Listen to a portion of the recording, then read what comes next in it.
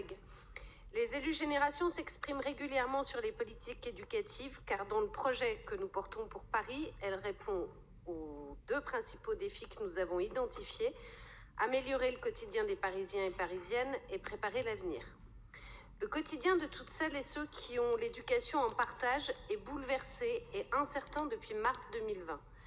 Nous voulons saluer l'incroyable capacité d'adaptation des personnels des crèches et des établissements scolaires pour continuer à mener un projet éducatif cohérent tout en affrontant une crise sanitaire d'ampleur et de durée inédite. Nous espérons que la reprise de l'épidémie ne viendra pas remettre en cause la réouverture progressive de toutes les places d'accueil en crèche, permettant à nouveau d'accueillir un maximum d'enfants en mode de garde collectif. Nous espérons aussi que la reprise de l'épidémie n'empêchera pas le maintien de l'activité physique. Nous avons déjà eu l'occasion de le dire, le premier effet de la pandémie, des différentes mesures de confinement, s'est ressenti très vite sur les corps. La sédentarité plus importante a occasionné des prises de poids, des essoufflements plus rapides, une moins bonne régulation des émotions chez les élèves, alors que celle de la peur est toujours plus importante ces derniers temps.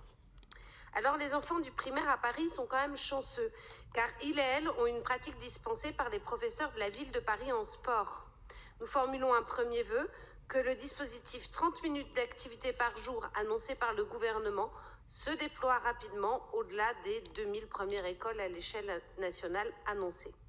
Il y a urgence pour toute une génération, et notamment les enfants des quartiers populaires, qui sont restés à Paris pendant les confinements, dans des appartements plus petits, avec des parcs et des jardins fermés pour le premier, avec un moindre équipement pour suivre un enseignement à distance, avec parfois un manque de nourriture. Les corps et les imaginaires sont profondément liés. Cette génération fait aussi et a dû faire avec le manque d'informations et parfois avec des informations contradictoires. Elle a dû faire aussi avec la peur de contaminer ses proches, la peur de les voir malades, et parfois, ils ont dû aussi subir la mort de l'un d'entre eux. Pour pouvoir se projeter dans l'avenir, il faut avoir quelques repères. Or, il y en manque cruellement dans la période. Pas seulement les repères, mais les mots aussi. Les mots pour raconter, pour expliquer, pour partager. La pratique culturelle, la rencontre avec des artistes, la fréquentation des œuvres sont plus que jamais essentielles pour nourrir et soutenir les imaginaires, pour faire du commun dans cette période qui nous sépare les uns des autres. Nous souhaitons mettre en lumière les actions de la ville permettant qu'éducation et culture s'imbriquent, l'art pour grandir, le plan de sensibilisation des conservatoires, les professeurs de la ville de Paris en arts plastiques et en musique, les ateliers bleus, les tapes des nombreux acteurs culturels parisiens.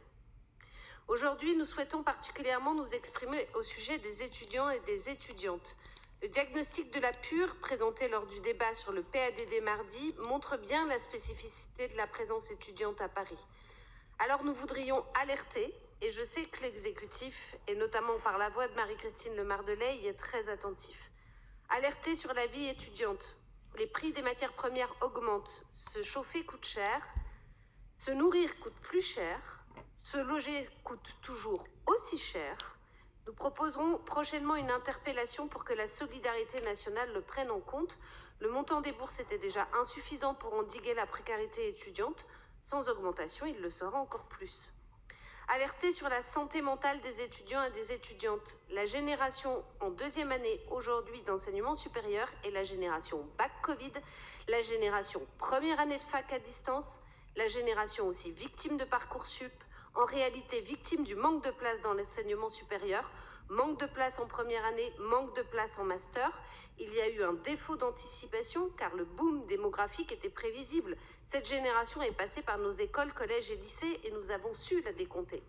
Comme on sait parfaitement que dans les années à venir, si nous allons avoir une petite pause de 2 ans, il y aura aussi de nouveau une génération plus nombreuse dans l'enseignement supérieur.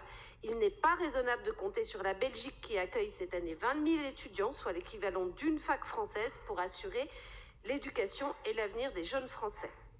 Alors, nous ne sommes pas dans une visée pessimiste. Notre réflexion politique a débuté à Génération par un projet qui était nommé « Futur désirable ».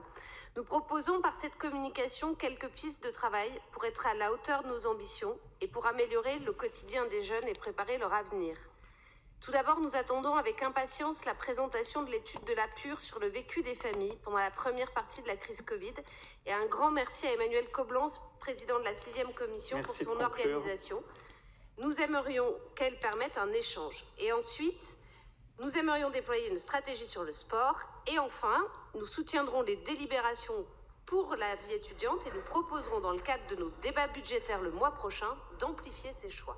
Merci. La parole est à Monsieur Jean-Noël Acquois pour le groupe communiste et citoyen.